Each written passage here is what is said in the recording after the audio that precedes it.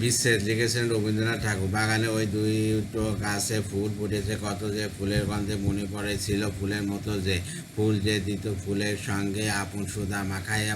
সকাল হতো সকালবেলায় যাহার পানে তাকাইয়া, সে আমাদের ঘরের মেয়ে, সে গেছে আজ প্রবাসে, নিয়ে গেছে এখন থেকে সকালবেলা সুবাসে।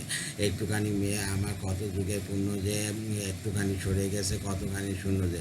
বৃষ্টি পড়ে টাপুর টাপুর মেঘ করেছে আকাশে, উষার রাঙা মুখখানি আজ কেমন যেন ফ্যাকাশে।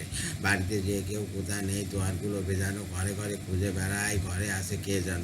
ময়নাটি ওই চুপটি করে ঝিমাছে ওই সেই খাঁচাতে, ভুলে গেছে নেচে নেচে বুসুরি তার নাচাতে। ঘরের কোণে আপন মনে শূন্য করে বিছানা, কার তরে সে কেঁদে মরে। সে কল্পনা মিশানা, বইগুলো সব সরিয়ে আছে, নাম লেখা তাই কার গো এমনি তারা রবে কি আয়, খুঁজবে না কেউ আর গো, এটা আছে সেটা আছে, অভাব কিছু নেই তো, স্মরণ করে দেয় রে যারে, থাকে না গো সেই তো। ধন্যবাদ সিংহ।